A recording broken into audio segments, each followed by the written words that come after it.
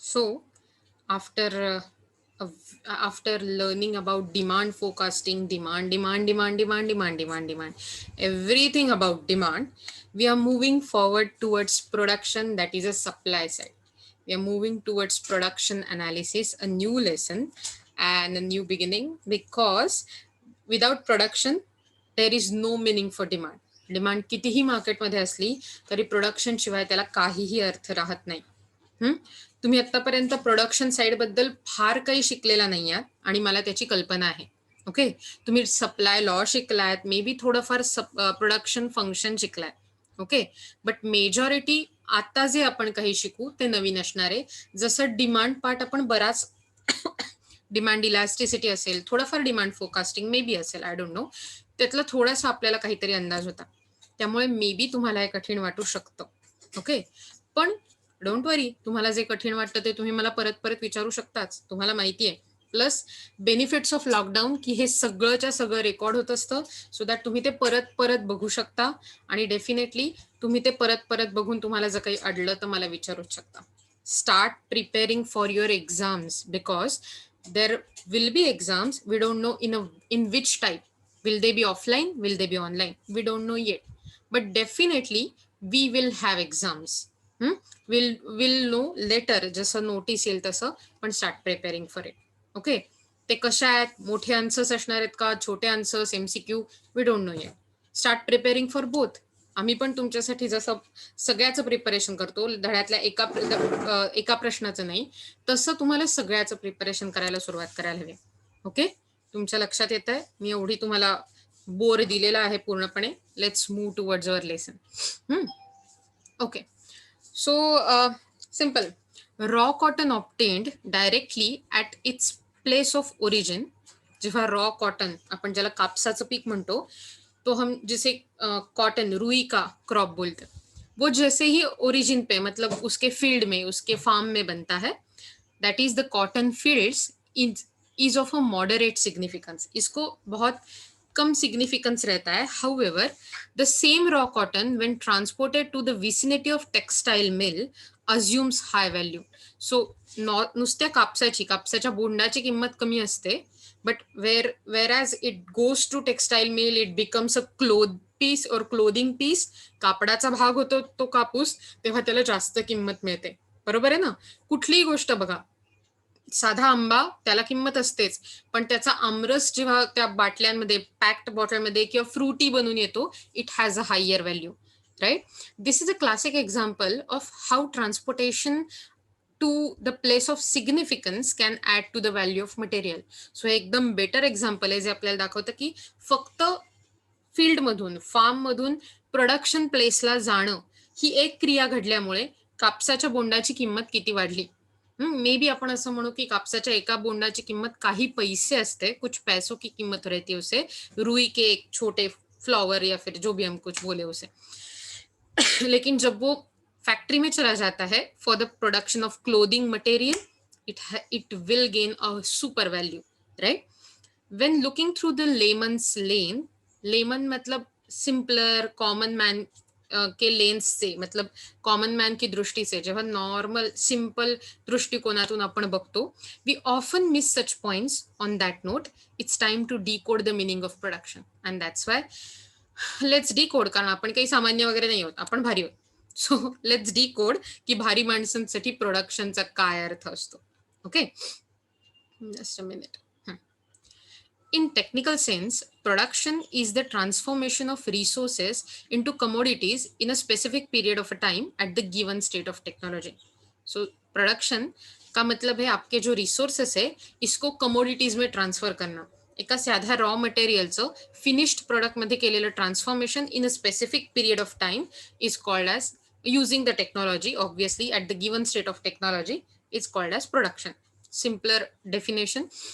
Obviously he definition as a meaning definition म्हणून मी देते. तुम्हाला डेफिनेशन आहेत बघा खाली, जेम्स बेट्स आणि JR पार्किन्सनने दिलेली, ती पण तयार करायला लागेल. Production is a act of converting और ट्रान्सफॉर्मिंग इनपुट इनटू आउटपुट. म्हणजे इनपुट जेव्हा कन्व्हर्जन प्रोसेसमध्ये किंवा ट्रान्सफॉर्मेशन प्रोसेसमध्ये जातं, ओके, तेव्हा ते आउटपुटमध्ये कन्वर्ट होतं. तो रेड बाण जो थोडासा वर सरकलाय sorry, it is supposed to be there, where input, when it goes to conversion process, transformation process, it come out as a output. Okay, production is a flow concept, it's not a static. In the sense, generally असं म्हटलं जातं की static concept म्हणजे त्याला कुठच्याही प्रकारची गती नाहीये.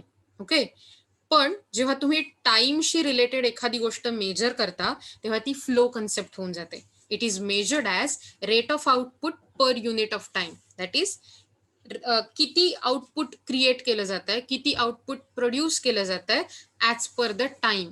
सो एका महिन्यात किती आउटपुट क्रिएट झालं, एका दिवसात, एका तासात, एका मिनिटात, whatever will be the time measurement you are thinking. And that's why, according to James Betts and G.R. Parkinson, तुमच्या लक्षात ठेवायची definition, production is the organized activity of transforming resources into finished products. So production ही एक organized in the sense decision पूर्णपणे ठरवून केलेली activity आहे of transforming resources, जी संसाधन आहेत त्यांचं ट्रान्सफॉर्मेशन करण्याची into finished products in the form of goods and services, and the objective of production is to satisfy the demand of such transformed resources. आणि याचा ऑब्जेक्टिव्ह किंवा एम, मोटो, त्यांचा हेतू काय असतो की लोकांची जी डिमांड आहे ती सॅटिस्फाय केली पाहिजे through such transformation. Obviously to gain profit, to gain more profitability through the maximized profit and minimized cost. Okay, so that's how we can map production function, not function, production process. मला सांगा, आतापर्यंत मी तुम्हाला जे जे सांगितलं about production, यातून तुम्हाला काय कळलंय? मला कोणीतरी सांगू शकाल एक दोन वाक्यात की तुम्हाला काय वाटतं प्रोडक्शन म्हणजे? Marathi, English, Hindi, don't use any other language, Sanskrit वगैरे, कारण मला त्या इतक्या झटाझट इतरांना पण समजणार नाही. सो कोणत्याही लँग्वेज मध्ये तुम्हाला काय वाटतं प्रोडक्शन म्हणजे? उघडा बरं माईक तुमचे. लवकर उघडले नाहीत तर आपल्याला दुसऱ्या लेक्चरला लॉग इन करायला लागेल. सीम तुम्हाला माहिती आहे, राईट? मग डबल लेक्चर घ्यायला लागतं मला. ओपन अप, सांगा मला की काय प्रोडक्शन प्रोसेस म्हणजे. डूट्स कूल. तुम्ही जर उत्तर देणार नसाल ना मला, तर I am not going to teach you very. एक ऑर्गनाइज ऍक्टिव्हिटी आहे. बरोबर, ऑर्गनाइज्ड ऍक्टिव्हिटी आहे. कसली ऍक्टिव्हिटी आहे ऑर्गनाइज्ड ऍक्टिव्हिटी? प्रोडक्शनची. Very good. म्हणजे जे आपले रिसोर्सेस आहेत, स्रोत आहेत, संसाधनं आहेत, त्यांना फिनिश्ड गुड्स अँड सर्व्हिसेस मध्ये ट्रान्सफॉर्म करण्याची ऍक्टिव्हिटी आहे. आणखीन कोणाला काही सांगायचं आहे? प्रोडक्शन म्हणजे काय सिंपल वर्ड्स मध्ये? I don't want this जिबरिश. I just want, तुम्हाला काय वाटतं प्रोडक्शन म्हणजे? इन प्रोडक्शन एनालिसिस कोई भी चीज जो इनपुट है या रॉ मटेरियल है उसको फिनिश गुड में कन्वर्ट करना. Very good. It's really amazing कि कोई भी इनपुट है उसको आउटपुट में कन्वर्ट करना with in the given period of time, that is a production, right? Exactly. So let's see उसका what we can say a formal, आपके बुक में क्या दिया है उसके बारे में. Okay, it would be helpful during even exams for you, right? Basically, production function is an engineering concept, but it is widely used in the business economics for studying production behavior. तो engineering concept in the sense बहुत ही technical concept है, फिर भी हम economics में, commerce में ये पढ़ते हैं क्योंकि हमें प्रोडक्शन बिहेवियर के ऊपर ध्यान देना है. कौन सा प्रोड्यूसर कितने पैसों के लिए काम करेगा, कितना लोगों को हायर करेगा, एम्प्लॉयमेंट क्या होगा, ये सब देखने के लिए, हे सगळं बघण्यासाठी आपल्याला प्रोडक्शन बिहेवियरचा अंदाज यायला लागतो. The production function is a functional relationship between physical input and physical output. Simply, he relationship दोन गोष्टी मधली आहे. Physical input, physical output. कोणत्या दोन गोष्टी म्हटल्या मी? सांगा मला. माईक ओपन करा आणि सांगा पटकन.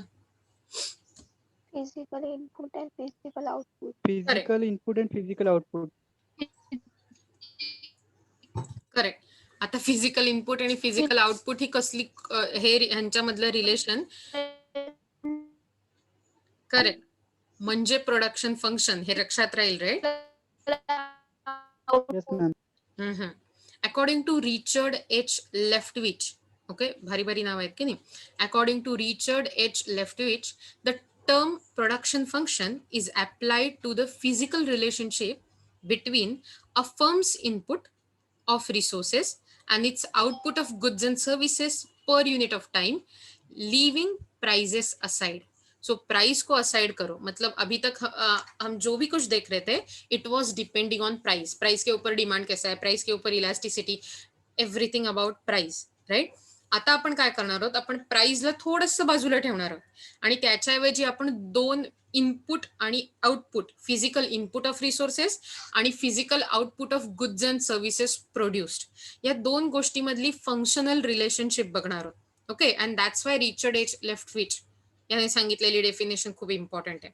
Okay, production function is a technological concept, म्हणजे थोडीशी कॉम्प्लिकेटेड टेक्नॉलॉजिकल कन्सेप्ट आहे, and therefore it is determined by the state of technology.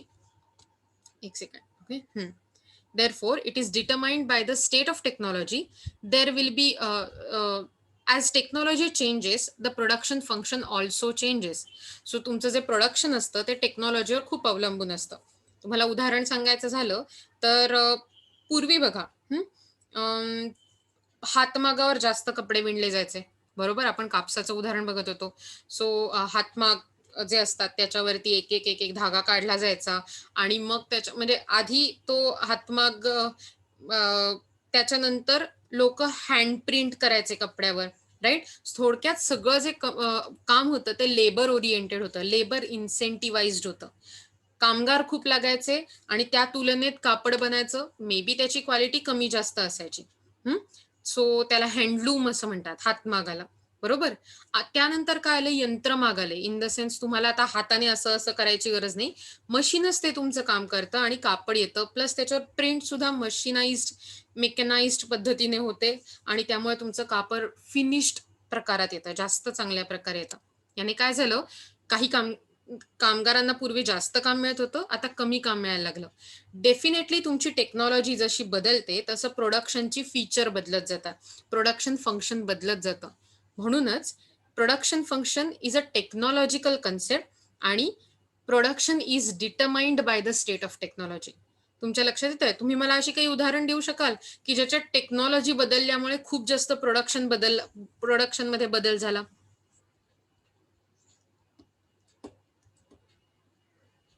सांगू शकाल तुम्ही मला? बघा बरं, तुमचे मोबाईल फोन्स पूर्वी कीपॅड वाले यायचे, फिजिकली ती बटणं कीपॅड तयार करायला लागत असेल मे बी, आता तसे येत नाही, आता टच पॅड. गेहूं वगैरह पीसने के लिए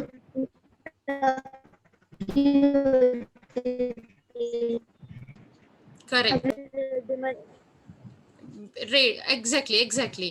तो पहले तुम्ही म्हणताय तसं की पहिले हमारे पास वो चक्की हुआ करती थी, जातं असायचं पूर्वी घरात की आपल्याला ते दळायला लागायचे लवकर उठून सकाळी वगैरे, अशा आपल्याकडे ट्रेडिशन्स होत्या. पण आता तसं नसतं. आता आपल्याला एक तर डायरेक्ट पीठ मिळतं किंवा खूप साऱ्या गिरणी पण आहेत आपल्याकडे की आपल्याला डायरेक्ट पीठ मिळू शकतं, राईट. आशीर्वाद गेहू आटा, right. It's like that.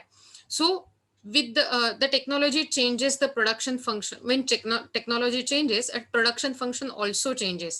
With the developed technology there will be new production function and this will yield more output with the same input.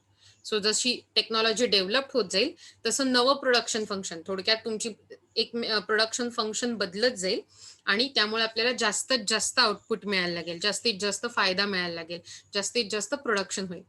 स्टिग्लर नावाचा हा पण एक अतिशय हुशार इकॉनॉमिस्ट होता. त्याने सांगितलं, the production function is the name given to the relationship between rates of input of productive services and the rate of output of products. In the sense ही जी रिलेशनशिप आहे ती कोणत्या दोन फॅक्टर मधली आहे?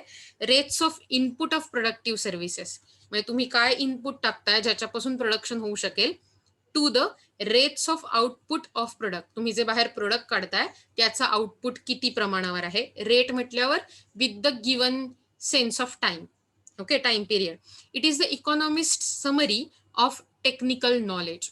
म्हणजे प्रोडक्शन फंक्शन बद्दल विचार करताना एखाद्या इकॉनॉमिस्टने दिलेली समराईज केलेली किंवा छोटं त्याचं समरायझेशन केलेली टेक्नॉलॉजिकल नॉलेजची समरी आहे असं लक्षात ठेवायला हरकत नाही.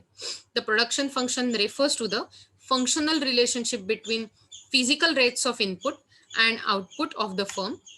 फिजिकल रेट्स म्हणजे आपण फिजिकली काउंट करू शकतो किती प्रोड्यूस झालं ते. इनपुट किती होतं त्याच्या तुलनेत आउटपुट किती आलं हे फिजिकली काउंट करता येतं. आणि त्यामुळे it's a physical relationship or it is a functional relationship between physical rates of inputs and outputs of the firm under the given technology per unit of time. In the sense exactly त्या time पिरियडमध्ये किती production झालं हे आपण शोधून काढू शकतो. Mathematically, production function can be expressed as Q, that is a quantity of output, that is commodity produced per unit of time. म्हणजे थोडक्यात एका सेकंदात किती प्रोड्यूस झालं, एका मिनिटात आपण जे कन्सिडर करू टाइम ते. ओके, त्या टाइम लिमिट जो दिला आहे त्या टाइमला किती क्वांटिटी प्रोड्यूस झाली हे सांगणारं अक्षर आहे Q. ओके, मला सांगा Q म्हणजे काय. मी आता तुम्हाला सांगितलं. मॅम परत सांगा ना एकदा. Yes, quantity. आता बघा, आतापर्यंत आपण हे बघितलं की प्रोडक्शन फंक्शन म्हणजे काय. बरोबर, क्वांटिटीचे Q म्हणजे. पण क्वांटिटी ऑफ आउटपुट आपण हे बघितलं की प्रोडक्शन म्हणजे फार असं काही कॉम्प्लिकेटेड कन्सेप्ट नाहीये. हे एक प्रकारचं रिलेशनशिप आहे. इकॉनॉमिक्स मध्ये जनरली रिलेशनशिप्सच असतात. डिमांड लॉ मध्ये आपण बघितलं प्राइस आणि डिमांड मधली रिलेशन. बरोबर आहे की नाही. म्हणजे तसंच आपण आता प्रोडक्शन फंक्शन मध्ये पण क्वांटिटी जी प्रोड्यूस केली आहे त्यातलं म्हणजे थोडक्यात जे इनपुट दिलंय आणि जे आउटपुट येणार आहे त्या दोघांमधलं फंक्शनल रिलेशनशिप बघणार आहोत. आणि म्हणून त्याच्यासाठी आपला Q म्हणजे आपलं डिपेंडंट व्हेरिएबल आहे क्वांटिटी ऑफ आउटपुट किंवा quantity of output produced, quantity of production per unit of time. म्हणजे जे तुम्ही टाइम कन्सिडर केला असेल त्या टाइम मध्ये किती प्रोडक्शन झालं म्हणजे Q आहे. इज इक्वल टू और is quantity is a function of ILKOT. Okay, आता हे ILKOT काय ते बघायला पाहिजे बरं का, कारण ते खूप जास्त काय म्हणू कन्फ्युजिंग असं वाटू शकतं. But it is not. Okay, ही सगळी तुमची इंडिपेंडंट व्हेरिएबल आहे. इंडिपेंडंट व्हेरिएबल अशी आहेत ही तुमची फॅक्टर्स ऑफ प्रोडक्शन आहेत. तुम्हाला आठवत आहे आपले factors of production, land, labour, capital, entrepreneurship. So हे सगळे म्हणजे ऑर्गनायझेशन. Yes, correct. हे तुमचे फॅक्टर्स ऑफ प्रोडक्शन आहेत आणि यांच्यावरच तुमचं प्रोडक्शन अवलंबून असतं. कारण हे इनपुट आहेत. लँड पाहिजे, लेबर पाहिजे, कॅपिटल पाहिजे, बिझनेसमन पाहिजे किंवा ऑर्गनायझेशन पाहिजे. हे सगळे झाले तुमचे इनपुट फॅक्टर आणि त्या इनपुट मधनं जे काही बाहेर पडणार आहे ते असणार आहे तुमचं क्वांटिटी प्रोड्युस्ड Q. आणि त्यामुळे ILKOT व्हॉट एव्हर तुम्ही किती पण लाईन लावू शकता पुढे, ते सगळे असणार आहेत तुमचे बेसिकली इंडिपेंडंट व्हेरिएबल्स. ओके, आणि ते तुमचं प्रोडक्शन डिटरमाइन करणार आहेत आणि म्हणून तुमचं क्वांटिटी जी आहे ती या इंडिपेंडंट व्हेरिएबलवर डिपेंड असणार आहे. अर्थातच quantity Q produced is your dependent variable. So मला सांगा ILKOT बाकी वगैरे सगळे काही हे जे व्हेरिएबल्स आहेत कोणती कोणती आहेत ते मी तुम्हाला सांगणार आहे. ती डिपेंडंट व्हेरिएबल आहेत की इंडिपेंडंट व्हेरिएबल आहेत.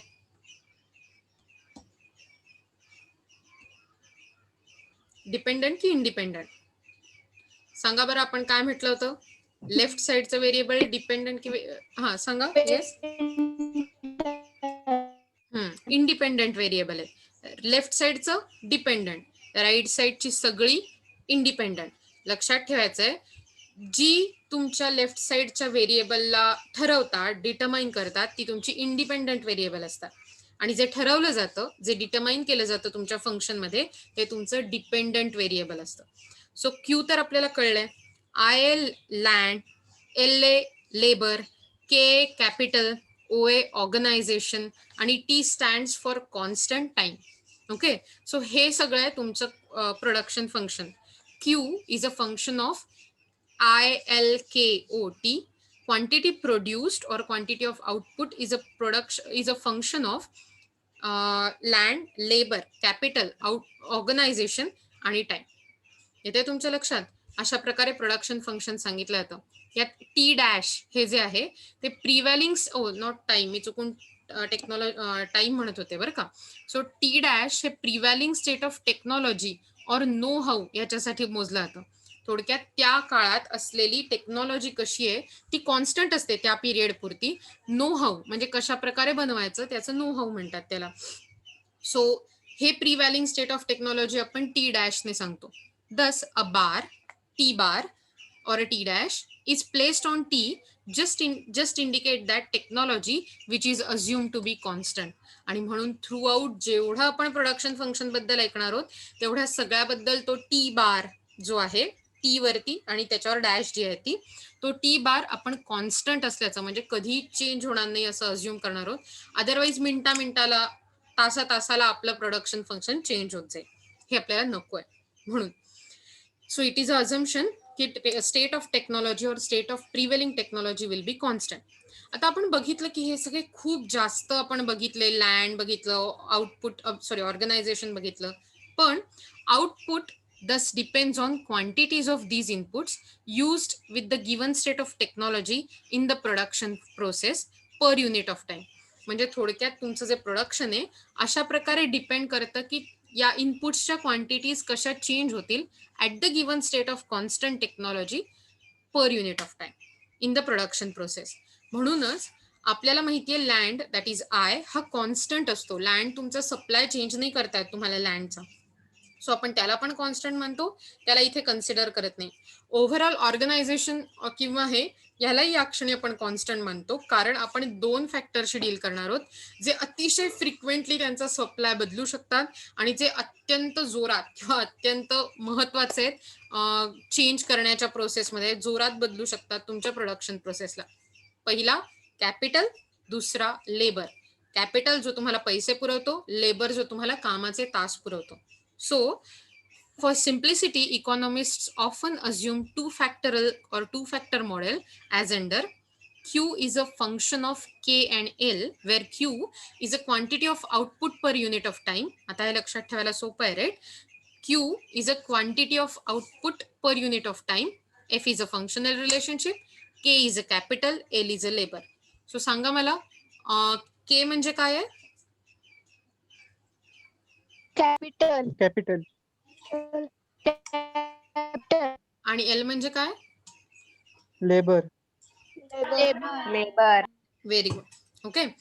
The production function can be expressed in terms of mathematical equation. So mathematical equation मध्ये अशा प्रकारे सांगता येतं a table or geometric curve. म्हणजे आपल्याला नेहमीप्रमाणे सगळं बघायचंच आहे.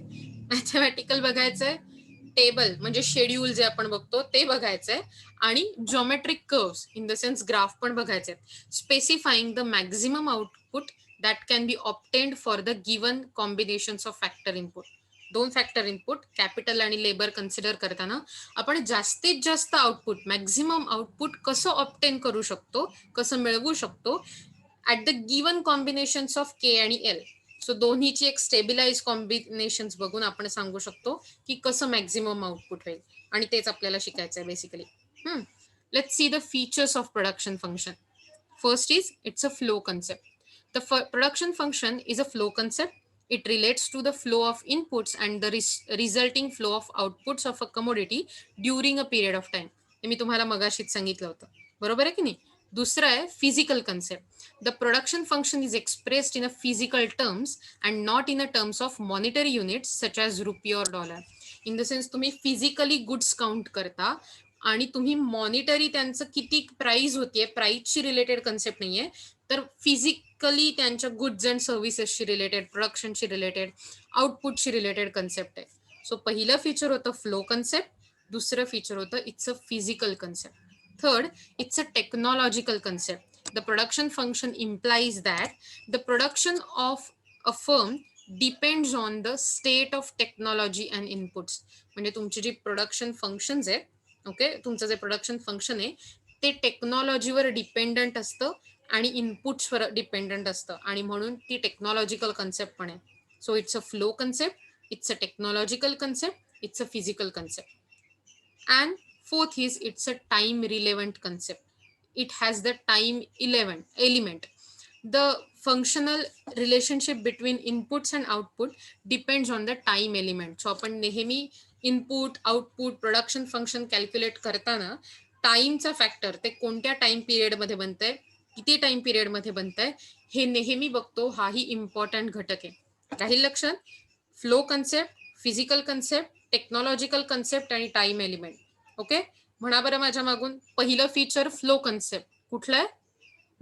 Flow concept. concept, दुसरं physical concept. Physical concept. physical concept, तिसरं टेक्नॉलॉजिकल कन्सेप्ट. Technological concept. आणि चौथं सांगा. Time element. time element, very good. Time element. आता राहील का लक्षात फीचर्स ऑफ प्रोडक्शन फंक्शन? बघा याला काय Yes, म्हणतात? ma'am. पूर्वी आपल्या देशामध्ये गुरुकुल पद्धती होती, ज्यात अशा प्रकारे संथा दिली जायची. इन द सेन्स ऐसा पढ़ाया जाता था की बघा म्हणा 1, माझ्या मागून म्हणा 2, 3, 4, जे काही शिकवत असतील ते. ओके. सो आपण आता ऑनलाईन गुरुकुल पद्धती चालू केली आहे की मी सांगणार आणि तुम्ही मागून म्हणणार. ओके. थोड्या वेळाने आपण इंडियन आयडॉल सारखी गाणी पण म्हणू शकू, नाही का? मी सांगणार, तुम्ही म्हणणार. Okay, wow, that was cool. So types of production function. आता आपल्याला बेसिकली आपण फीचर्स बघितली, आता आपण प्रोडक्शन फंक्शनचे टाइप्स बघणार आहोत. ओके. सो बेसिकली पहिल्यांदा बघताना आपल्याला 2 प्रोडक्शन फंक्शन दिसतात, fixed proportion and variable proportion production function. Okay. पहिला फिक्स्ड प्रपोर्शन प्रोडक्शन फंक्शन आणि दुसरा व्हेरिएबल प्रपोर्शन प्रोडक्शन फंक्शन. आता हे काय आहेत ते आपण वाचूया. पुस्तकात काय दिलंय ते आणि मी त्याच्यावर तुम्हाला काय सांगायचं ते सांगते. Okay. Fixed proportion production function is one in which all factors of production inputs will remain fixed to produce a given level of output. म्हणजे जे प्रोडक्शनचे इनपुट्स आहेत ते सगळे फिक्स राहतील to the given level of output. म्हणजे तुम्हाला जे output दिलेलं असेल त्याच्यासाठी इनपुट सगळेच्या सगळे फिक्स राहतील, बदलणार नाहीत बिलकुल. In simpler terms, inputs such as labor and capital are used in a fixed proportion to produce a given level of output. So simpler terms मध्ये हे 2 प्रोडक्शन इनपुट्स वापरले जातात, कॅपिटल आणि labour, to produce a given level of output. Increase in inputs such as labour, capital in the same proportion will leads to increase in output. जेव्हा एका similar proportion मध्ये capital आणि labour वाढतात, increase होतात, तेव्हा तुमचं आपोआप आउटपुट पण इनक्रीज होतं.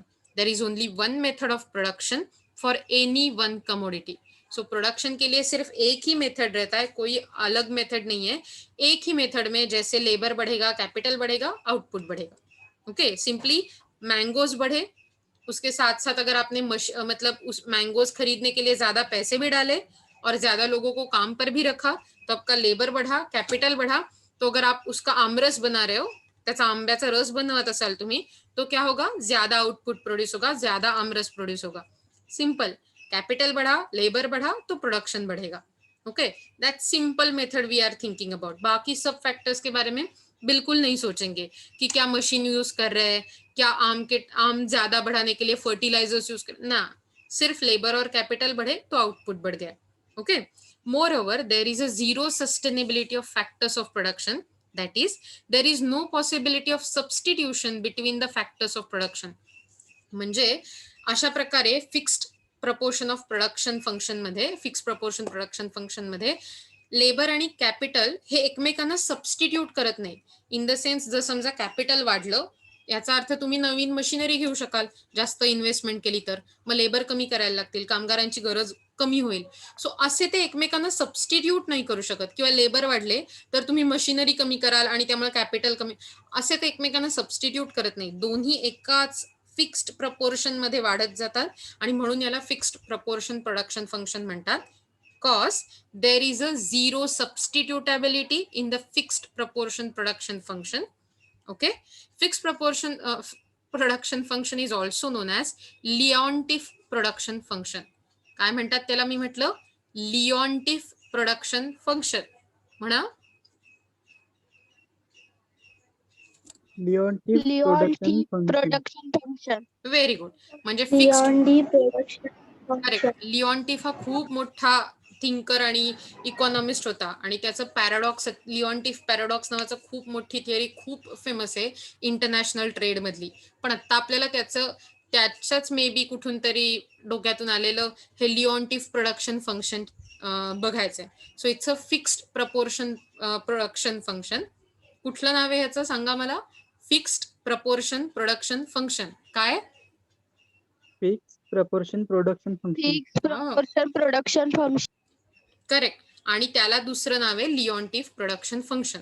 ओके, यात झिरो सबस्टिट्युटेबिलिटी आहे, म्हणजे तुम्ही के ला एल बरोबर सबस्टिट्यूट करू शकत नाही किंवा एल ला के बरोबर सबस्टिट्यूट करू शकणार नाही.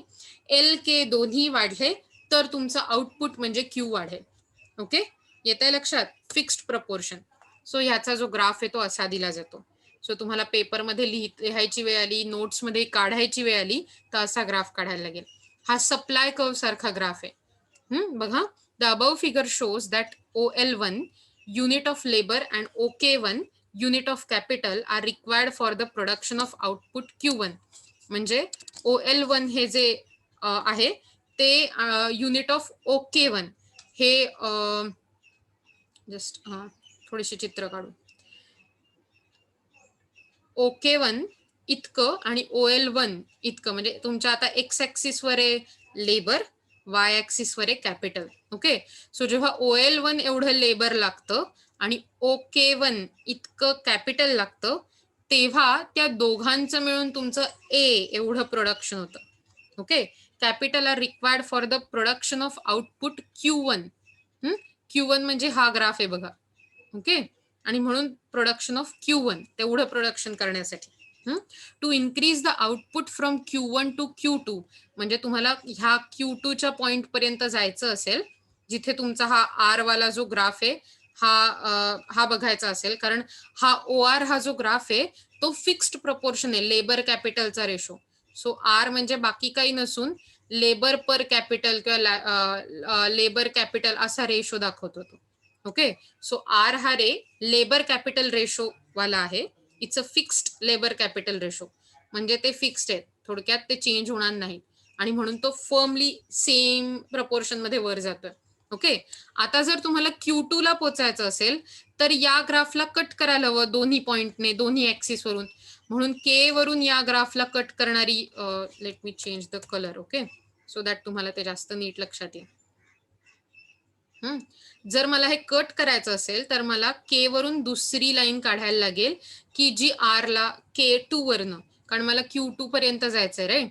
सो मी तेवढ्या Q2 वर पोचण्यासाठी के वरून लाईन काढेन आणि त्याच सेम फिक्स्ड प्रपोर्शन मध्ये जाण्यासाठी एल वरनं लाईन काढेल. येत आहे लक्षात? आणि मग मला पुन्हा एकदा या पॉइंट वरती Q2, ज्याच्यात मला Q2 प्रोडक्शन मिळेल, जिथे मला K2 एवढं कॅपिटल वापरायला लागेल आणि L2, म्हणजे टोटल लेबर मला OL2 एवढं वापरायला लागेल आणि टोटल कॅपिटल मला OK2 एवढं वापरायला लागेल.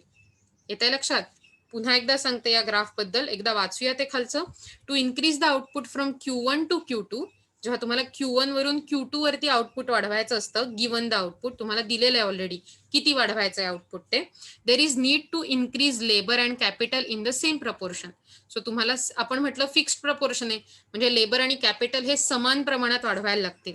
Okay, but increasing only labour input from L1 to L2, म्हणजे L1 पॉइंट वरून L2 पॉइंट वरून वाढवायचं ठरवलं फक्त labour, will not result any increase in input. म्हणजे जर समजा तुम्ही L2 वर हलवायचं ठरवलं तर नुसतं लेबर वाढवून तुमचं प्रोडक्शन इन्क्रीज होणार नाही, तर तुम्हाला एक्स्ट्रा कॅपिटल पण वाढवायला लागेल. In the sense labour without extra capital will be entirely wasted, म्हणजे कॅपिटल वाढवल्याशिवाय नुसतं लेबर वाढवणं नुसतं वेस्टेज होईल. This means that to increase output both labour and capital must increase in fixed proportion. So ह्याचं म्हणणं असं आहे की दोन्ही वाढवण्यासाठी आपल्याला थोडक्यात दोन्ही वाढवायला लागेल आपल्याला, जर आपल्याला आउटपुट वाढवायचं असेल तर. ओके, आणि म्हणून आपण आर रेचा वापर करतोय, जो लेबर कॅपिटल रेशो दाखवतो आपल्याला, फिक्स्ड लेबर कॅपिटल रेशो. त्या रेषेवर येऊन तुम्ही कॅपिटल आणि लेबर धडकलात की तुम्हाला पॉइंट मिळतो जिथे लेबर आणि कॅपिटल कॉन्स्टंट असतात, इक्वल असतात. ओके, आणि अशा प्रकारे तुम्हाला कळतं की एका सर्टन ह्याच्यापर्यंत पोहोचण्यासाठी तुम्हाला किती प्रमाणावरती लेबर आणि किती प्रमाणावर कॅपिटल लागेल. ओके, येत आहे तुमच्या लक्षात? मला माहितीये तुमची आपली ही मीटिंग 4 मिनिटात संपणार आहे, पण मला असं वाटतंय की थोडंसं पुढे जावं आज.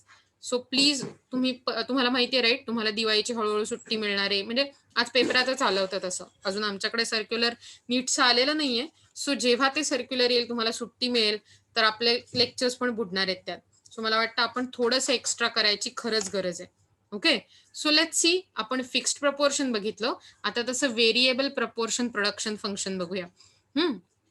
Variable proportion production function is one in which the factors of production. Wait, मला माहिती आहे की मी तुमच्यावर असा अन्याय नाही करू शकत, सो मी आधीच तुम्हाला अटेंडन्स शीट देऊन ठेवते.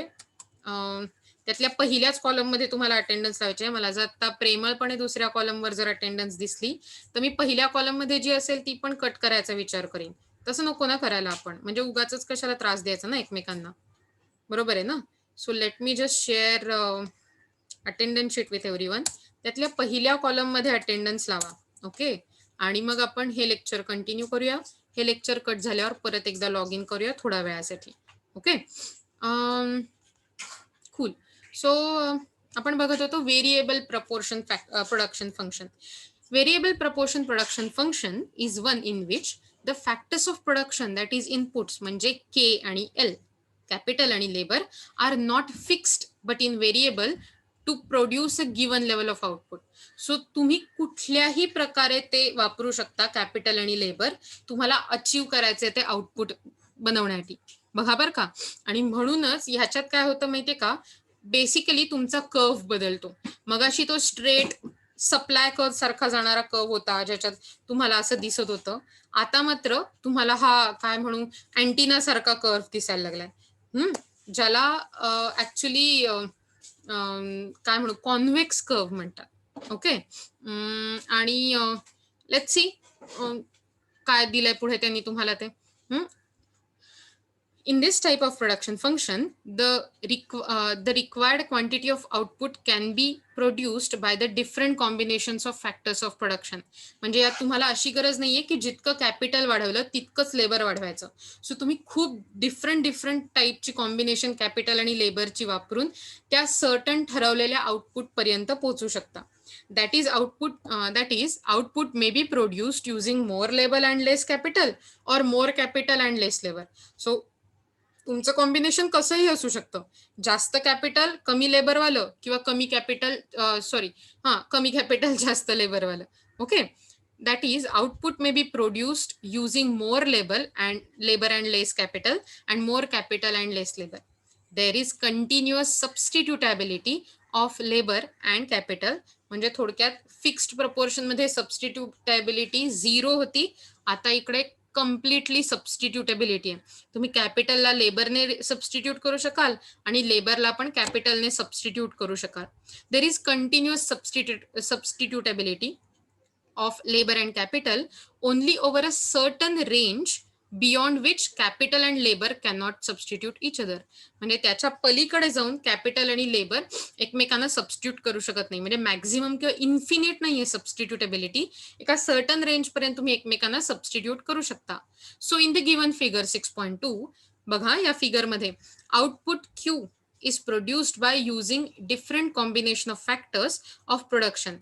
आता हे ऍक्च्युली मी तुम्हाला पुढच्या लेक्चरमध्ये दाखवीन, कारण मला तुम्हाला ते दाखवताना हेही दाखवता येईल त्याच्याबरोबर की कसं तुम्ही एकमेकांना सबस्टिट्यूट करता. Okay, let's just read. Output Q is produced by using different combination of factors of production. Output Q appears as a smooth convex curve to the origin.